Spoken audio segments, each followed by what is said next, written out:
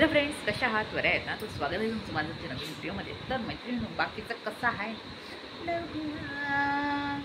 ऐसे ना पूछो ये कब हुआ, कब हुआ, कब हुआ,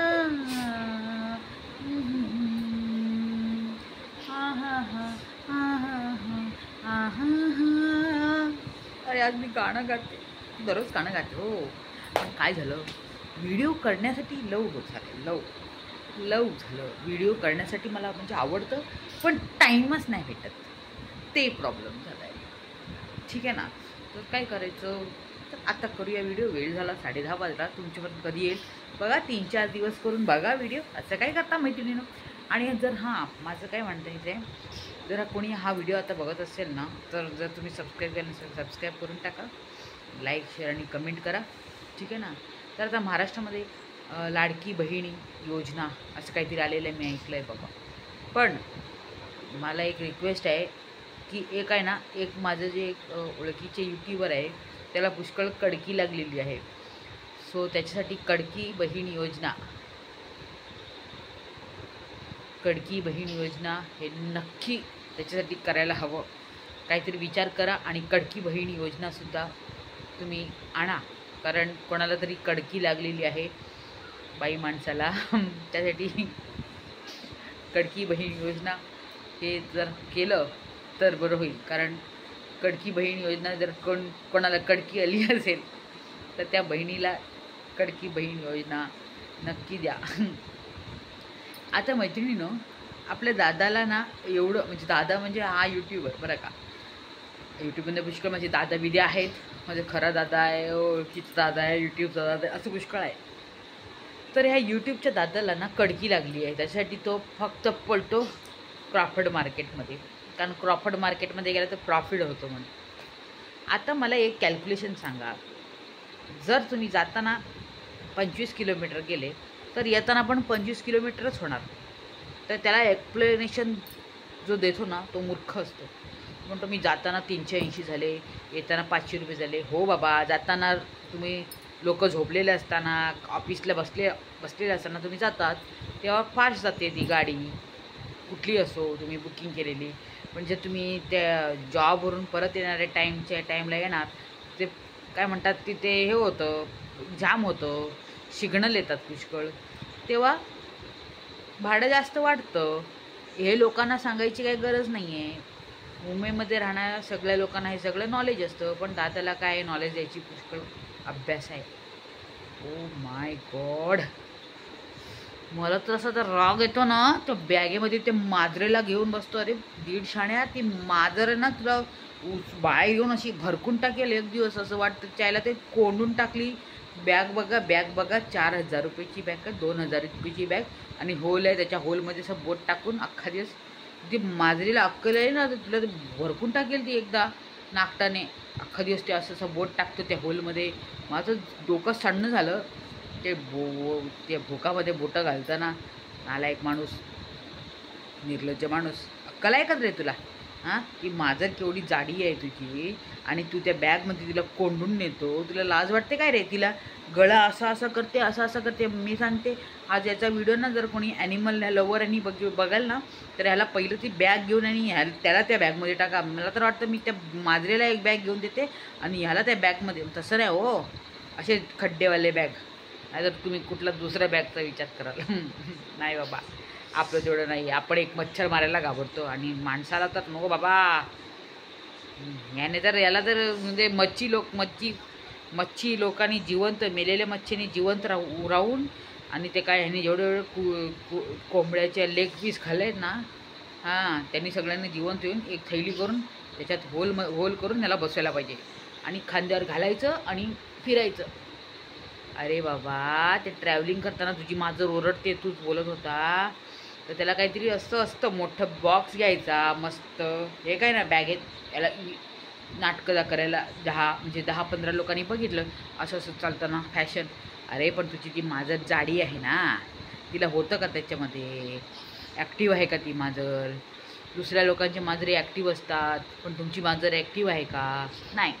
ती बसलेल्याकडे बसून असते. त्या बॅगेमध्ये ती म्हणजे हाताने धरली ना तर प्रॉब्लेम नाही, पण हा जेव्हा खांद्यात घेतो ना तिला ते बॅग बंद फोल्ड करून त्या मांजरीला पुष्कळ त्रास होतो मैत्रिणीनं. आणि दुसरा विषय मांजरीचा झाला ना, आता प्रवासी दादाने पॉपकॉर्न बनवले होते. काय बनवले ते? पॉपकॉर्न चिकनचे. त्या यूट्यूबरवाल्या दादाने चिकनचे पॉपकॉर्न बनवले होते. मला एक सांगा, ही रेसिपी तू दाखवतोय ना, ही ढापलेली आहे. आता ही ढापलेली आहे, मी सांगते कशी तुम्हाला. या रेसिपीचं नाव त्याने पॉपकॉर्न दिलं आहे, पण पॉपकॉर्नची रेसिपी नाही आहे ती आहे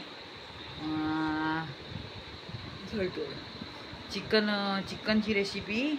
आणि कुठलं एक ते आहे एक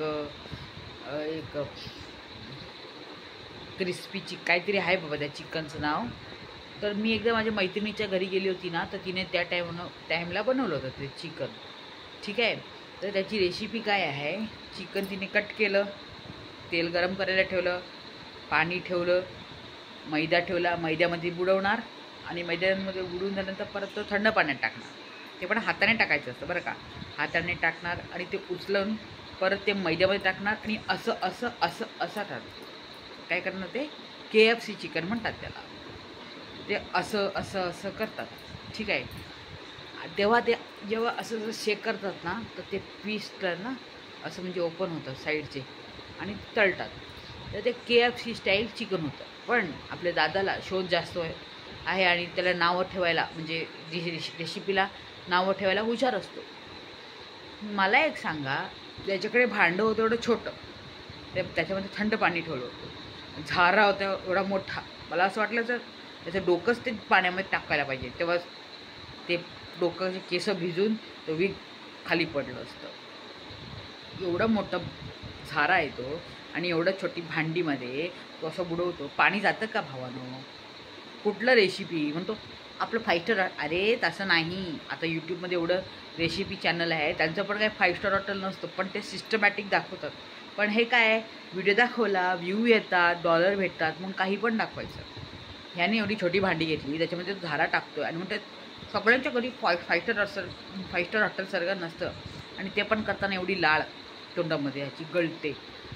चिकन पण शरमून जाईल. चिकनची आतवा तिथेच बोल चायला. काय माणूस आहे असं बोलेल की तळायच्या अगोदरच त्याला जीभ तोंडाला पाणी सुटतंय. खरं की नाही म्हणून मला कमेंटमध्ये सांगा मैत्रिणी. तुम्हाला माहिती आहे का मैत्रिणीनो, प्रॉफिट मार्केटमध्ये तुम्ही काय घ्यायला. आता मी लास्ट टाईम 3-4 वर्ष अगोदर बोरिवलीला गेली होती आणि मला प्रॉफिट मार्केटला जायचं होतं, पण मला टाईम नाही भेटला, कारण काहीतरी प्रॉब्लेम झाले होते. माझी आईची तब्येत खराब झाली होती तेव्हा, सो मी जाऊ नाही शकली. पण मी तिथेच बोरिवलीमध्येच मार्केट शॉपिंग केलं मी बोरिवलीमध्ये, ड्रेसेस पुष्कळ. आणि सेम मी तो व्हिडिओ ना क्रॉफर्ड मार्केटचा जवळपास 1-2 दिवसाअगोदरचा कोणीतरी बघितला. तर मी बघितलं ते जे ड्रेस तिथे होते त्याचे रेट आणि क्रॉफर्ड मार्केटचे रेट सेम टू सेम होते.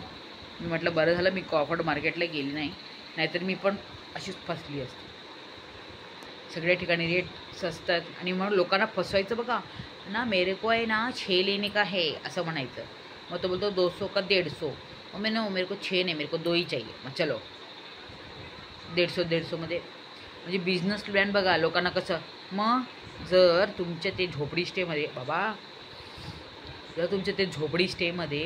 जर कोणी राहायला आलं तर तेव्हा पण तसं करा ना. मिनिमम 3 ना, तसं करा. मग चौथा आला तर त्याला पण फ्री द्या, कमी करा. झोपडी स्टेमध्ये आलं तर नाही. एक जण जास्त आला ना तरी पण 500. आणि आता बुकिंग कॅन्सल केलं तर पैसे नाही देणार. ज्यांनी बुकिंग केली त्याच्या घरी झाड आहे का पैशाचं? नाही देणार म्हणे. बापरे, काय माणूस आहे. आम्ही पण मेहनत करतो आणि फुकटचा लोकांच्या प्रॉपर्टीवर म्हणतो. जर कोणी फ्लॅट बीट दिला राहायला तर त्यांना 5,000, मग त्याच्यातले 1,000 आम्हाला. ओहो सेलिब्रिटी. आणि मातोश्रीचं तर डायलॉग काही छानच असतो. कुठला डायलॉग? असं इथे ती बसणार कुमारी 25 वर्षाची काय 19 वर्षाची तरणी, तो बाजूला विगीनबाईचा पोरगा आणि मध्ये विगीनबाई सॉरी मातोश्री.